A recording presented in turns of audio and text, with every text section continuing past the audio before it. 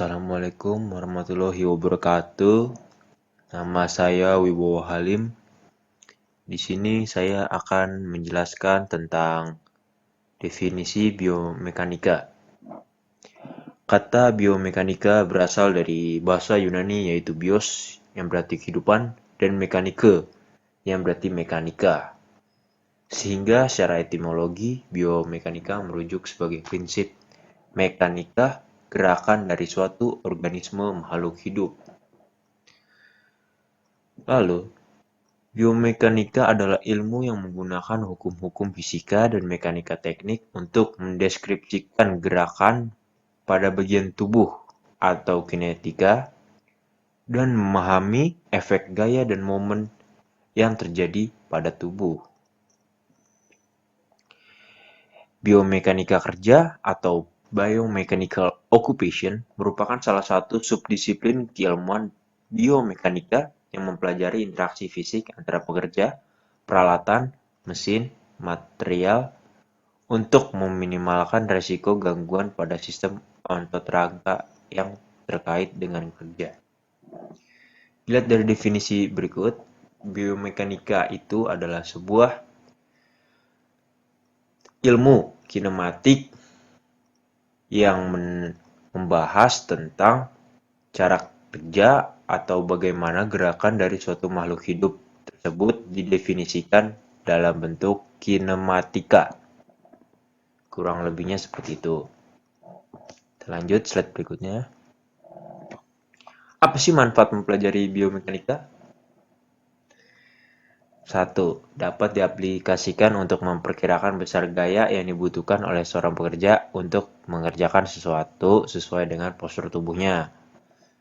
Selanjutnya, dapat menentukan sikap dan cara kerja yang sesuai dengan postur serta lingkungan kerja sehingga menghasilkan produktivitas yang terbaik. Selanjutnya adalah agar kita dapat merancang tempat kerja yang mempertimbangkan ruang lingkup gerakan manusia. Karena kita mempelajari kinematika gerakan dari suatu makhluk hidup, terutama manusia, serta dapat menurunkan resiko cedera saat bekerja. Itulah beberapa manfaat sebelum kita mempelajari biomekanika lebih lanjut. Nah, apa sih nih ilmu-ilmu yang diajarin oleh biomechanics? Nah, di sini ada gambar orang. Kita bisa melihat nih, dalam setiap sendinya nih diuraikan dalam bentuk-bentuk kinematika. Gaya-gayanya, sumbu gaya, ada gaya reaksi, aksi. Jadi semua gerakan yang ada dalam tubuh kita ini kita uraikan dalam suatu rumus-rumus yang mendasari dari fisika, matematika. Nah, lanjut ke slide-nya. General biomechanics adalah ilmu yang mempelajari hukum dan konsep dasar yang mempengaruhi tubuh organik manusia dalam posisi diam maupun bergerak. General biomechanics ini terbagi menjadi dua ilmu lagi. Yang pertama ada biostatik, yang selanjutnya ada biodynamics. Kalau biostatics itu menganalisis pada posisi diam atau bergerak pada garis lurus dengan kecepatan seragam. Jadi biostatik adalah suatu analisis gerakan manusia yang diam atau bergerak dengan kecepatan yang konstan atau tetap. Contohnya, orang sedang berdiri, orang sedang duduk, tidak melakukan apapun. Nah, di situ dianalisis.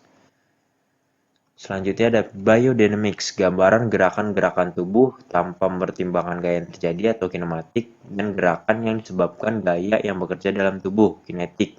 Nah, bedanya gimana sih kalau dynamics? Nah, kalau dynamic ini menganalisis gerakan tubuh manusia, mempertimbangkan perubahan kecepatan. Contohnya orang sedang berlari, orang sedang bermain bola, nah itu. Kecepatannya tidak seragam, bedanya itu doang. Dan gerakan-gerakannya pun lebih tidak bisa terprediksi kalau biodynamics, kurang lebihnya. Nah, selanjutnya saya akan menjelaskan tentang definisi sistem muskuloskeletal. Muskuloskeletal adalah suatu sistem yang terdiri dari tulang, otot, kartilago, ligamen, tendon, fascia, bursai, dan persendian. Itu menurut Departemen Kesehatan tahun 1995. Nah, sistem muskuloskeletal itu apa sih? Sistem muskuloskeletal itu dikenal juga sebagai sistem lokomotor atau dulunya lagi dikenal sebagai sistem aktivitas atau adalah sistem organ yang memberikan manusia kemampuan untuk bergerak. Tidak hanya manusia, hewan pun juga ada. Nah, sistem ini memanfaatkan otot sebagai organ kerja bergerak aktif, sedangkan tulang sebagai penggerak pasifnya. Nah, kita lanjut ke slide berikutnya. Ini struktur otot rangka atau muskuloskeletal. Muskuloskeletal adalah sistem yang penting terdapat pada tubuh manusia, terdiri dari otot, muskulo, dan tulang-tulang yang membentuk susunan kerangka atau skelet.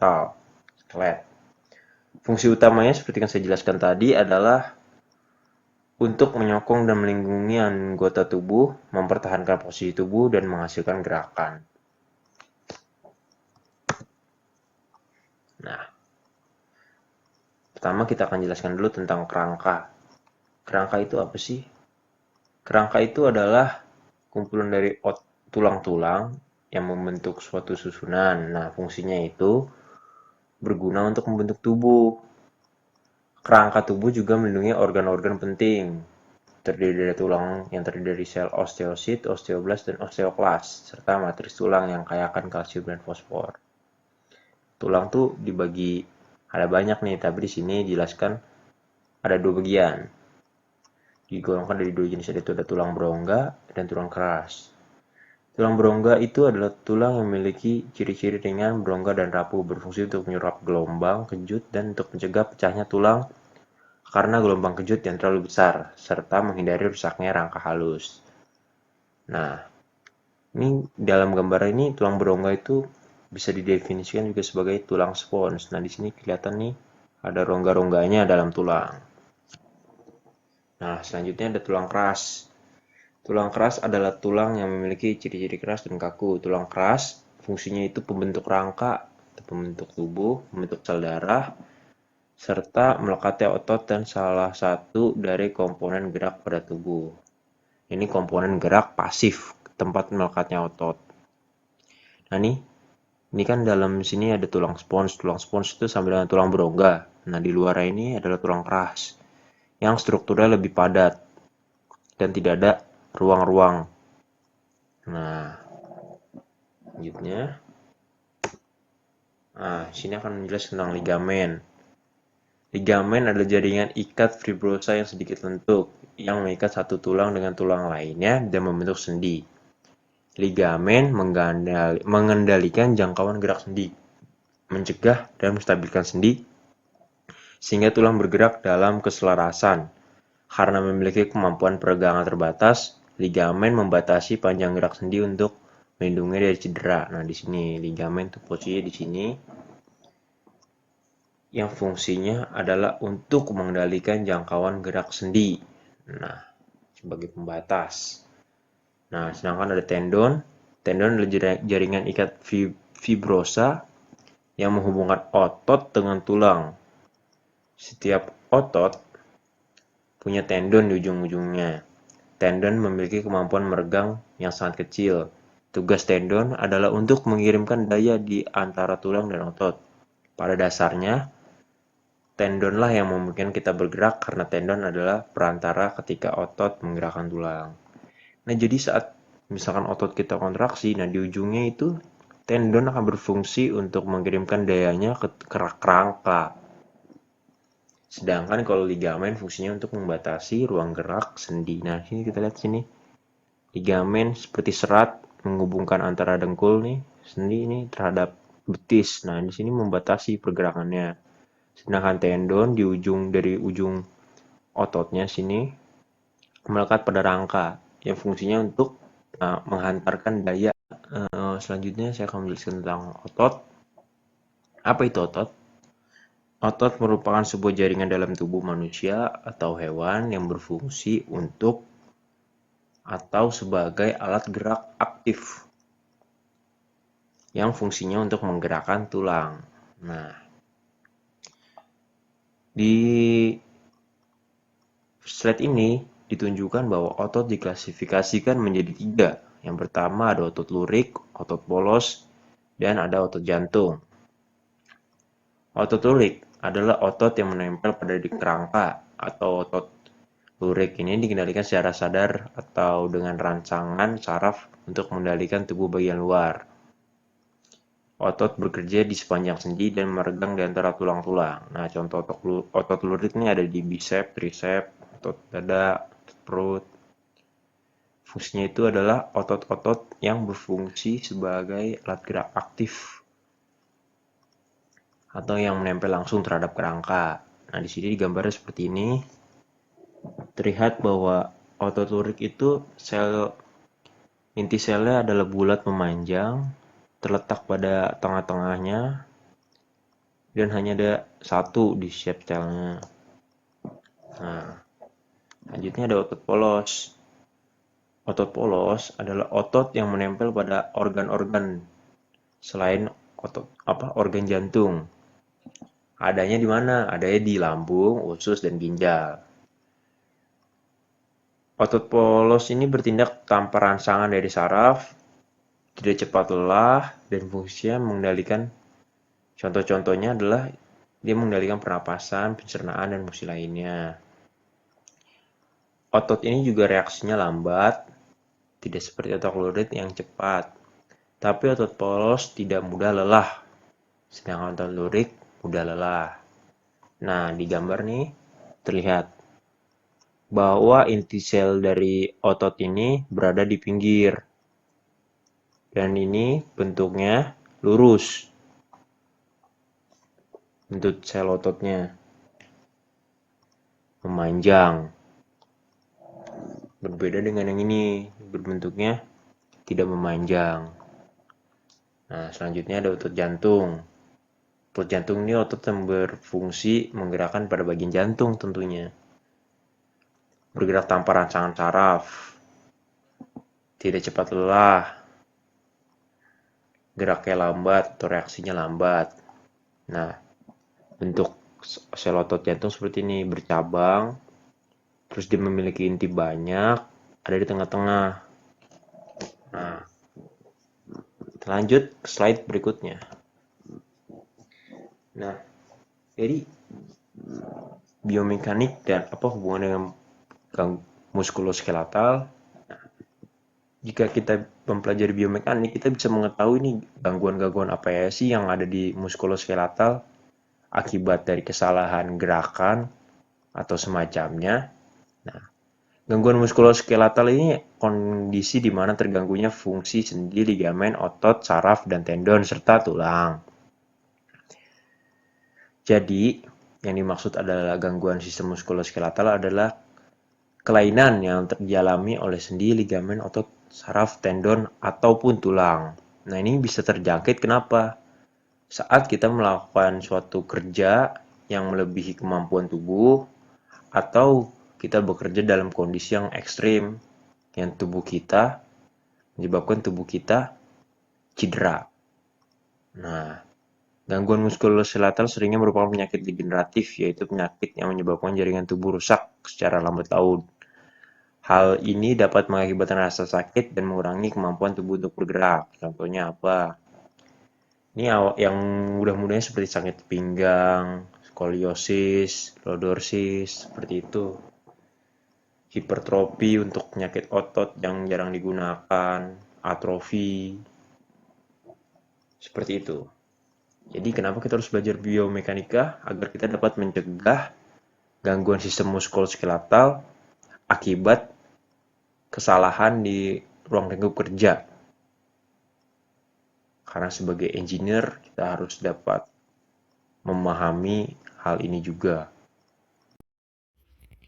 Ya, bismillahirrahmanirrahim. Assalamualaikum warahmatullahi wabarakatuh. Baik, saya Amar Raihan.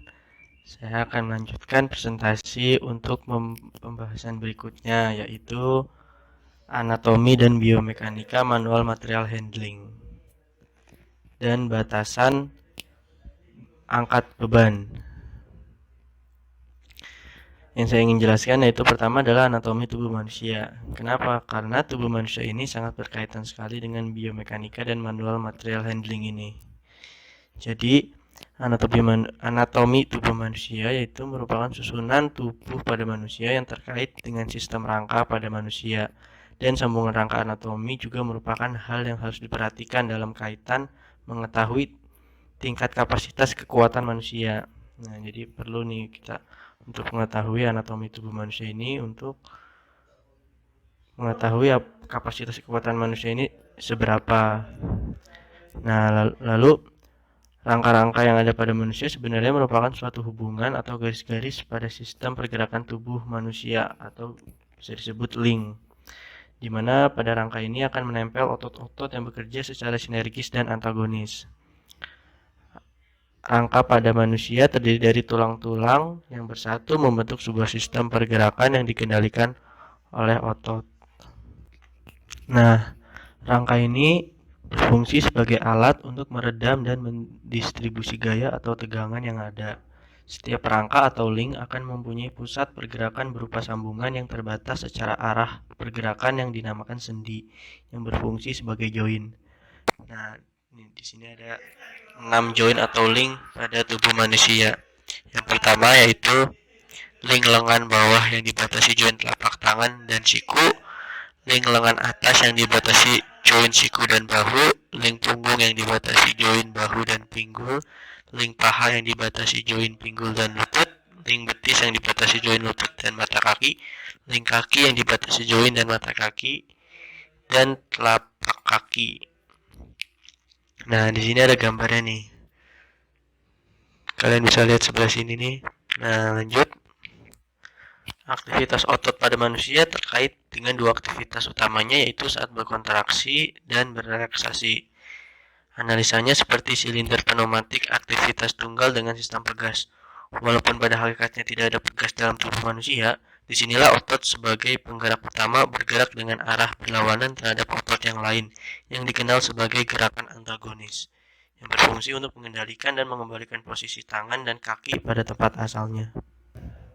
Nah, lalu kita akan menjelaskan apa itu biomekanika material manual handling. Nah, di sini saya akan menjelaskan nih. Biomekanika adalah ilmu pengetahuan yang mempelajari interaksi antara manusia dan mesin, serta peralatan yang digunakan dalam material handling yang dilakukan berkaitan dengan anatomi dan otot-otot pada tubuh. Biomekanika berguna menghindari terjadinya keluhan-keluhan akibat cedera yang terjadi pada segmen tubuh, yaitu link atau join. Nah, posisi-posisi manusia dalam melakukan suatu material handling secara manual sangat terkait terutama mengenai gaya dan momen. Jadi, pergerakan yang dilakukan manusia juga terkait dengan tinggi dan berat badan pada manusia. Nah, biomekanika terdiri dari 3 bagian, yaitu pertama ada biostatik, di mana bagian dari biomekanika umum yang hanya menganalisa bagian tubuh dalam keadaan diam maupun bergerak pada garis lurus dengan kecepatan seragam atau uniform. Kedua, biodinamik, berkaitan dengan gerakan-gerakan tubuh tanpa mempertimbangkan gaya yang terjadi atau kinematik, dan gaya yang disebabkan gaya yang bekerja dalam tubuh atau kinetik. Nah, jadi perbedaannya itu ada dua, ada kinematik dan kinetik. Lalu ada okupasional biomekanika, yaitu dimana bagian dari mekanika terapan yang mempelajari interaksi fisik antara pekerja dengan mesin, material, dan peralatan dengan tujuan untuk meminimumkan keluhan pada sistem kerangka otot agar produktivitas kerja dapat meningkat. Nah, kebutuhan untuk mengangkat secara manual tanpa alat haruslah benar-benar diteliti secara ekonomis. Penelitian ini akan menyebabkan adanya aturan standarisasi dalam aktivitas angkat manusia. Standar kemampuan angkat tersebut tidak hanya meliputi arah beban, akan tetapi berisi pula tentang ketinggian dan jarak operator terhadap beban yang diangkat. Nah, maka dari itu butuh penjelasan lebih lanjut mengenai pendekatan terhadap batasan dari massa beban yang akan diangkat. Nah, yang pertama, saya akan menjelaskan batasan legal. Nah, dalam rangka menciptakan suatu kerja yang aman dan sehat, maka perlu adanya suatu batasan angkat untuk operator. Pada bagian ini akan dijelaskan beberapa batasan angkat secara legal dari berbagai negara bagian benua Australia yang digunakan untuk pabrik dan sistem bisnis manufaktur lainnya. Batasan angkat ini dipakai sebagai batasan angkat secara internasional. Adapun variabelnya yaitu sebagai berikut nih. Kalian bisa lihat tabelnya sendiri. Nah, ini ada tabelnya nih. Untuk pria dan wanita, umur, lalu batas angkat maksimumnya. Nah, untuk umur pria di atas 18 tahun itu sebenarnya tidak terbatas, namun NIOSH atau National for Occupational Safety dan Health menyarankan beban angkat yang diizinkan yaitu maksimal 23. Nah, batasan angka ini dapat membantu untuk mengurangi rasa nyeri, ngilu pada tulang belakang bagi para wanita, back injuries in women. Batas angkat ini akan mengurangi ketidaknyamanan kerja pada tulang belakang, terutama bagi operator untuk pekerjaan berat. Nah, selanjutnya nomor 2 yaitu batasan biomekanika.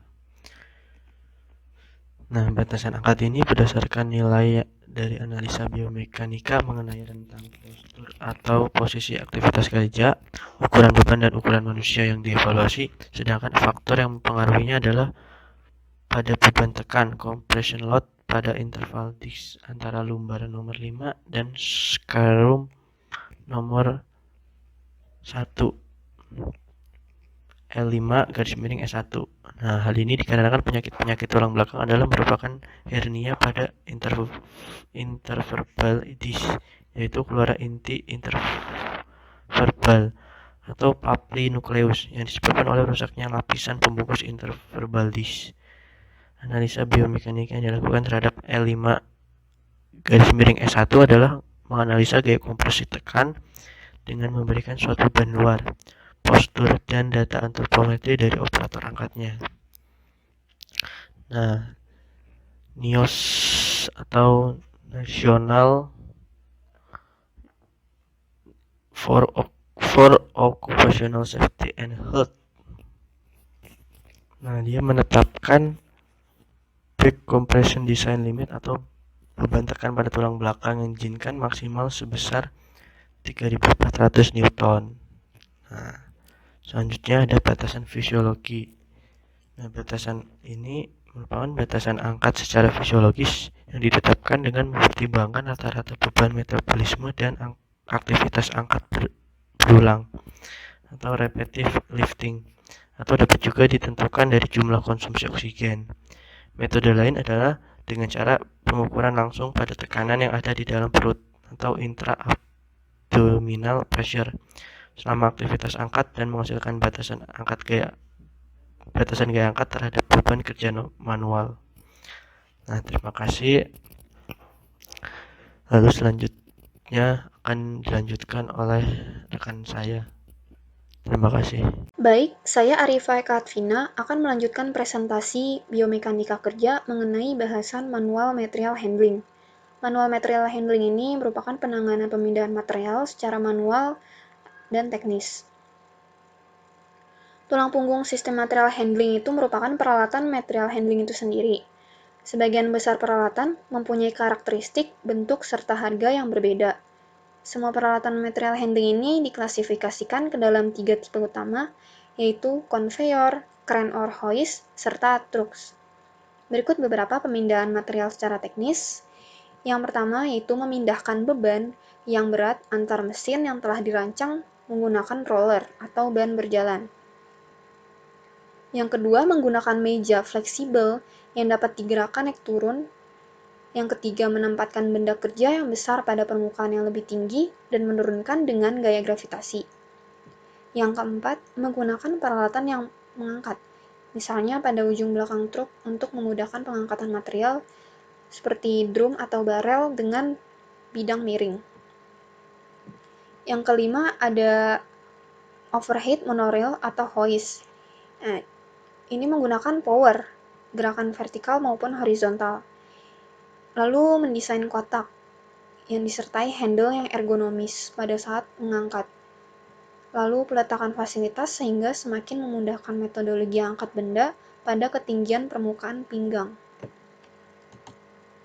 Yang pertama yaitu konveyor. Konveyor merupakan perangkat mekanis untuk mengangkut dan memindahkan material secara kontinu dengan jalur yang tetap serta usaha yang minimal. Konveyor itu terdiri dari power, motor, gravitasi, serta sistem kontrolnya. Nah, istilah yang sering kita dengar pada konveyor itu berapa kapasitas muat persatuan panjang, kapasitas beban maksimal yang dapat digunakan, serta kecepatan belt itu dalam meter per menit.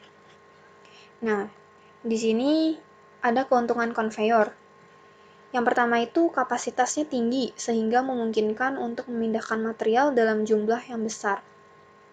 Kecepatan dapat disesuaikan, penanganan dapat digabungkan dengan aktivitas lain, seperti proses dan inspeksi.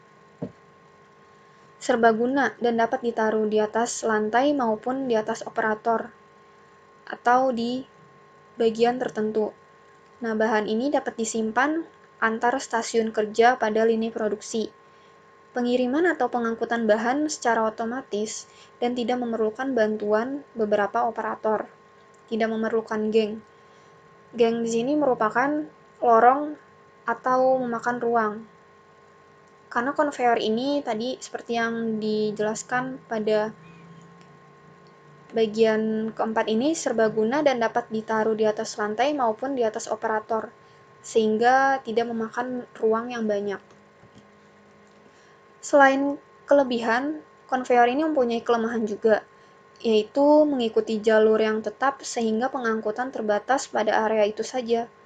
Kerusakan pada salah satu bagian konveyor akan menghentikan aliran proses, sehingga di sini butuh operator untuk mengawasi dan mengontrol bagian produksi yang berjalan melalui konveyor. Ketika tersendat, maka tugasnya operator untuk mengecek bagian manakah yang mengalami error. Nah, sehingga kadangkala mengalami downtime pada saat produksi. Konveyor ada pada tempat yang tetap, sehingga mengganggu gerakan peralatan bermesin lainnya. Nah, di sini nih merupakan beberapa tipe konveyor pada lingkungan industri. Yang pertama ini ada roller conveyor. Roller conveyor ini menggunakan roller paralel yang dipasang pada frame. Nah, di sini tuh untuk memindahkan produk secara gravitasi atau manual. Cuman di sini roller ini tidak menggunakan power, namun dia menggunakan gravitasi dan bantuan. Power ini digerakkan untuk menggerakkan bagian rotasi roller saja. Nah, penanganan material pada roller conveyor ini seperti pengangkutan pemuatan, baggage, atau sistem produksi yang menggunakan jalur searah. Nah, berikutnya ada belt conveyor. Belt conveyor ini seperti kita lihat bahwa materialnya ini terbuat dari rubber.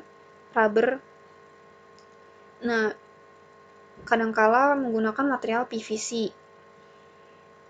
Di sini menggunakan belt secara kontinu. Nah, di antara kedua ujungnya ini terdapat dua katrol. Nah, belt conveyor ini dipasang pada frame atau rel yang telah dirancang serta menggunakan ban berjalan. Nah, di sini menggunakan power. Belt conveyor ini biasanya digunakan untuk lini produksi indoor maupun outdoor. Nah, di sini untuk mentransmisikan barang antar mesin ke mesin lainnya. Ini bisa secara horizontal maupun vertikal serta bidang miring. Lalu ada screw conveyor. Screw conveyor ini nama lainnya auger, yaitu penggeraknya menggunakan screw. Nah, di sini nih elemen helix screw serta dia berputar pada poros pusatnya. Nah, di sini tuh dia fix design dan perawatannya juga mudah. Aplikasi industri yang biasa menggunakan screw conveyor itu kayak pemroduksian biji plastik, tepung, serta bagian butiran atau powder lainnya. Karena untuk menghasilkan bahan baku yang telah disaring atau ditransmisikan antara hopper menuju wadah lainnya. Nah, yang terakhir ini chain conveyor. Chain conveyor ini dia drivernya itu menggunakan rantai atau chain. Nah, dalam sistem conveyor ini dihubungkan sprocket dan chain. Nah, digerakkan oleh motor listrik. Di sini tapi tidak kelihatan. Nah, di sini tuh untuk mentransport barang-barang yang sangat berat sekalipun, seperti heavy equipment. Nah, itu contohnya pallet, box, serta kontainer menggunakan chain conveyor. Lalu ada crane dan hoist. Nah, di sini terdapat dua kata, yaitu cranes dan hoist. Cranes itu di sini derek, hoist berarti kerekan. Nah, secara bahasa, hoist ini merupakan jenis pesawat angkat untuk mengangkat dan menurunkan beban secara vertikal. Ibaratnya hoist-nya ini merupakan alat yang aktif bergerak secara vertikal menggunakan prinsip pesawat angkat. Cranes ini derek di sini merupakan sistem yang dirancang untuk menunjang operasional dan pergerakan si hoist tersebut. Nah, ketika digabungkan, crane dan hoist itu merupakan peralatan yang digunakan untuk memindahkan beban secara terputus dengan area terbatas dan dengan struktur yang berbeda antar tipenya. Di sini terdapat keuntungan menggunakan crane dan hoist. Yang pertama itu kemungkinan untuk mengangkat dan memindahkan benda yang berada pada ketinggian atau jangkauan tertentu. Setelah itu, keterkaitan dengan lantai kerja atau produksi sangat kecil. Nah, kalau menggunakan conveyor atau trucks, itu kan pasti membutuhkan jalur atau relnya pada lantai produksi. Jika menggunakan crane or hoist ini, dia tidak memakan ruang. Nah, yang ketiga ini lantai kerja yang berguna untuk cara kerja dapat dihemat dengan memasang peralatan handling berupa cranes. Selain ada keuntungan crane dan hoist, terdapat kelemahan crane dan hoist. Yang pertama itu membutuhkan investasi yang besar, karena seperti yang kita ketahui, membuat kerangkanya saja sudah membutuhkan biaya yang besar. Pelayanan terbatas pada area tersebut. Crane hanya bergerak pada arah garis lurus dan tidak dapat dibuat berputar atau belok, seperti gerakan rotasi atau derajat. Pemakaian tidak dapat maksimal sesuai diinginkan, karena crane digunakan untuk periode waktu yang pendek pada hari kerja tersebut. Di sini beberapa tipe crane atau hoist yang biasa digunakan pada sektor berbagai industri. Di sini berbagai sektor industri sipil maupun mesin. Nah, yang pertama ini merupakan jeep crane. Jeep crane ini merupakan salah satu crane hoist yang memiliki satu tiang, satu girder. Nah, konstruksi ini berbentuk seperti huruf L yang terbalik. Nah, di sini terdapat hoist-nya. Hoist ini bergerak kiri kanan, atas bawah. Nah, pada rel girder tersebut. Aplikasi yang digunakan pada jeep crane biasanya tuh pada pergudangan atau warehouse dan perbengkelan. Nah, jeep crane ini terdiri dari ukuran yang paling kecil hingga yang paling besar sekalipun. Yang kedua ini ada bridge crane atau overhead. Nah, di sini tuh sering ditemukan di industri, terdiri dari landasan pacu, terus ada katrol, lifting crane, itu alat untuk mengangkatnya, serta bridge, yang berbentuk menjembatani antar kerangka. Nah, di sini tuh aplikasinya itu untuk penanganan baja dan logam pada setiap proses manufaktur. Karena misalnya penanganan baja itu membutuhkan quenching atau hardening.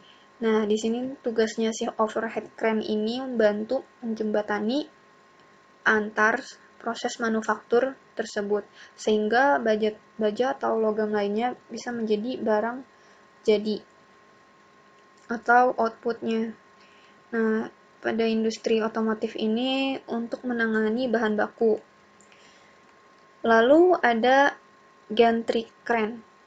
Nah, seperti yang kita lihat ini, gantry crane ini biasanya sangat besar sekali ukurannya.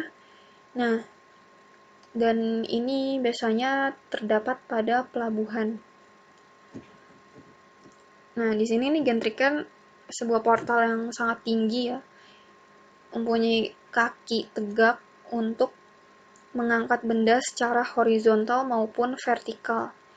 Nah, di sini nih dia bergeraknya pada rel hoist. Biasanya digunakan pada aplikasi pergudangan, warehouse, pengangkutan barang ke dalam dan luar kapal, serta untuk lini produksi pada pergudangan kapal dan terminal peti kemas.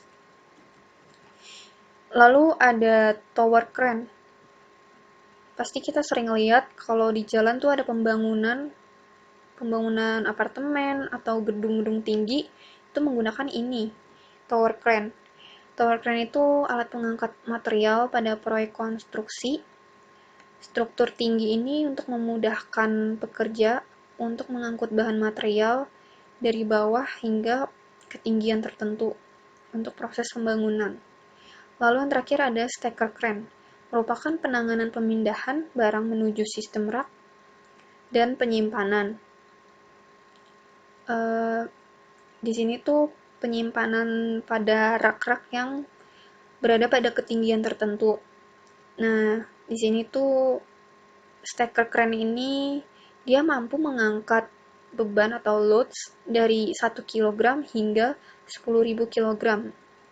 Nah, ketinggian maksimalnya itu mencapai 50 meter dari tinggi permukaan lantai. Nah, berikut sekian penjelasan konveyor dan Bismillahirrahmanirrahim. Assalamualaikum warahmatullahi wabarakatuh. Di sini saya Muhammad Ilham Maulana akan menjelaskan tentang alat bantu yang berkaitan dengan biomekanika dalam dunia industri. Nah, di sisi sebelumnya itu ada crane atau hoist. Nah, sekarang ada trucks nih. Trucks juga biasanya digunakan dalam dunia industri yang berkaitan dengan biomekanika. Nah, apa sih traksi itu? Traksi itu yaitu suatu alat yang digunakan oleh tangan atau mesin yang dapat memindahkan material atau barang dengan berbagai macam jalur yang ada. Nah, yang termasuk dalam kelompok truk ini antara lain ada forklift, fork truck, trailer trains, automated guided vehicle atau AGV dan sebagainya. Lalu di sini ada keuntungan penggunaan trucks, yaitu keuntungannya adalah perpindahan tidak menggunakan jalur yang tetap. Oleh sebab itu dapat digunakan di mana-mana selama ruangan dapat untuk dimasuki truk.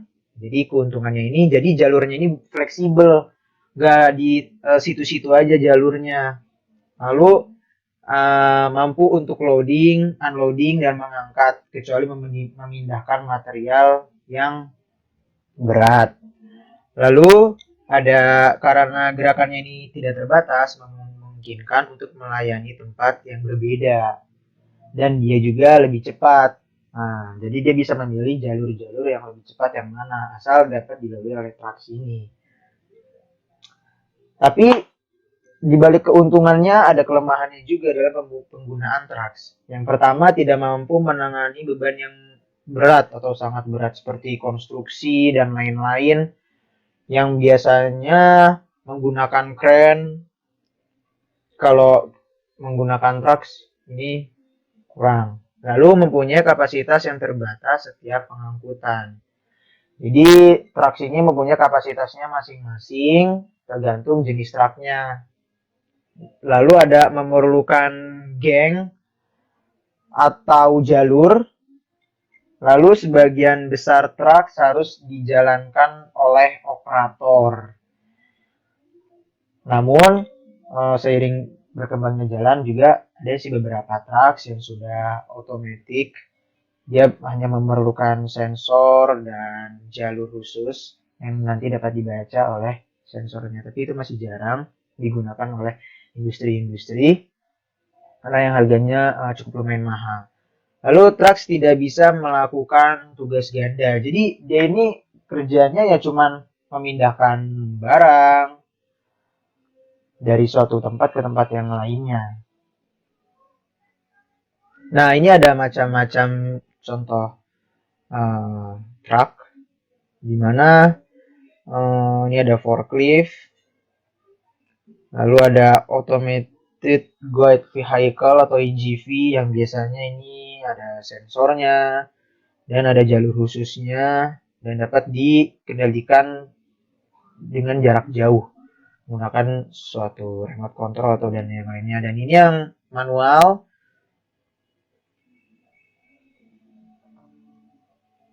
Nah, selanjutnya yaitu cara mengangkat beban.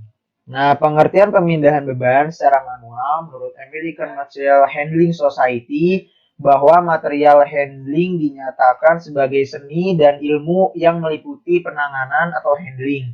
Nah, pemindahan atau moving, lalu pengepakan, packaging, atau penyimpanan, storing, dan pengawasan controlling dari material dengan segala bentuknya.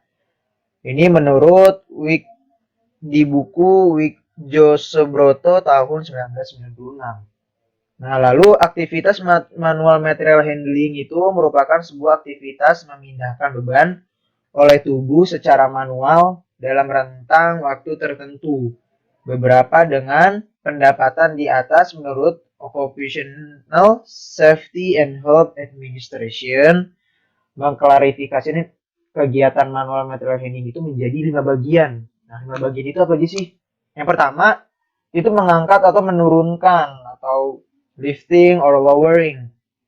Di mana mengangkat adalah kegiatan memindahkan barang ke tempat yang lebih tinggi yang masih dapat dijangkau oleh tangan. Kegiatannya adalah menurunkan barang. Nah, di sini sebenarnya ada teknik-tekniknya, ada contoh gambarnya, bisa teman-teman lihat. Di mana ketika sedang mengangkat suatu barang, badan kita harus tegak. Umumnya yaitu dari punggung lalu ke leher. Ini yang benar, contoh yang benar. Ini contoh yang salah. Dimana ini menekuk dan ada juga contoh yang ini sampai bungkuk. Jadi kita dalam suatu mengangkat atau menurunkan suatu benda itu kita harus menyadari dengan kapasitasnya. Bisa atau tidak, jangan sampai dipaksakan. Nah, dalam teknik-teknik mengangkat juga itu ada tekniknya. Dimana cara mengangkat itu alangkah baiknya kita dalam keadaan posisi jongkok. Tidak membungkuk atau seperti orang ruku dalam sholat itu tidak.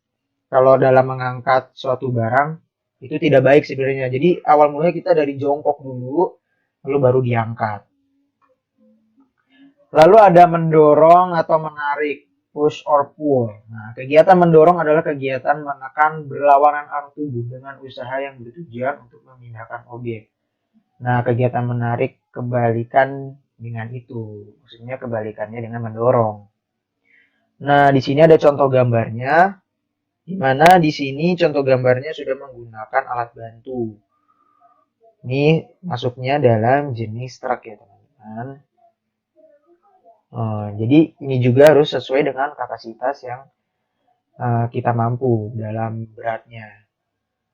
Lalu dalam mendorong atau menarik yang hal-hal yang perlu diperhatikan yaitu pertama jalurnya ini rata atau tidak, menurun atau menaik, itu juga harus diperhatikan karena jika tidak diperhatikan dapat membahayakan sang pekerja. Lalu ada memutar atau twisting. Nah, kegiatan memutar merupakan kegiatan MMH yang merupakan gerakan memutar tubuh bagian atas ke satu atau dua sisi. Sementara tubuh bagian bawah berada dalam posisi tetap. Kegiatan memutar ini dapat dilakukan dalam keadaan tubuh yang diam. Nah, kalau ini memutar atau twisting, biasanya jika memindahkan suatu barang yang jaraknya tidak terlalu jauh. Jadi kita cukup diam saja dan badan kita aja yang berputar. Namun biasanya alangkah baiknya jika para pekerja-pekerja yang khusus melakukan tindakan memutar atau twisting ini selama berjam-jam, itu alangkah baiknya dia harus pemanasan terlebih dahulu dan istirahatnya harus lebih banyak. Lalu ada membawa atau carrying. Nah, kegiatan membawa merupakan kegiatan memegang atau mengambil barang dan memindahkannya. Berat benda menjadi berat total pekerja. Nah, jadi di sini ada contoh orang sedang membawa suatu barang atau muatan. Nah, di sini adalah contoh yang benar. Jadi kaki ini harus lurus ketika sedang membawa suatu barang. Jadi jangan sampai kan ada tuh yang nyampe nekuk-nekuk kakinya, ya kan saking beratnya, lalu badannya ini sangat miring sampai harus saking gak kuatnya. Nah, itu yang dilarang. Lalu di sini ada menahan atau holding, yaitu memegang objek saat tubuh berada dalam posisi diam atau statis. Nah, biasanya ini contoh dari gerakan menahan atau holding ini ketika kita, contoh kalau di sini lagi menahan atau menuangkan semen ke alat pengaduk semen. Nah, di sini kan kita harus menahan beberapa menit atau detik untuk menumpahkan isi semen ini. Nah, ini juga kita harus tahu kapasitas dari bobotnya. Jadi dari semua kegiatan mengangkat beban ini yang sangat dipentingkan adalah kapasitas dari manusianya itu sendiri dalam mengangkat atau memindahkan, menahan suatu benda. Jika itu dipaksakan terlalu berat, nah itu bakal mencederai sang pekerjanya. Nah, sekian dari presentasi saya. Kurang lebihnya mohon maaf. Wassalamualaikum warahmatullahi wabarakatuh. Oke, sekarang saya, Bayu Pambudi, akan menjelaskan tentang pencegahan risiko cedera dalam stasiun kerja. Nah, yang pertama yang dilakukan untuk mengurangi atau mencegah cedera dalam stasiun kerja adalah merancang pekerjaan atau melakukan perancangan pekerjaan. Yang pertama yang harus dilakukan adalah mekanisasi. Mekanisasi ini untuk mengurangi beban atau pekerjaan yang berulang-ulang atau untuk mengurangi beban yang didapatkan pekerja dalam pekerjaannya. Jadi dengan penggunaan mekanisasi ini mampu menampung pekerjaan yang banyak menjadi lebih sedikit siklusnya. Misalnya, menggunakan troli. Dengan menggunakan troli dapat memindahkan barang lebih banyak dalam satu kali angkut dan dengan beban lebih sedikit dibandingkan membawanya tanpa troli tentunya. Lalu selanjutnya ada rotasi pekerjaan.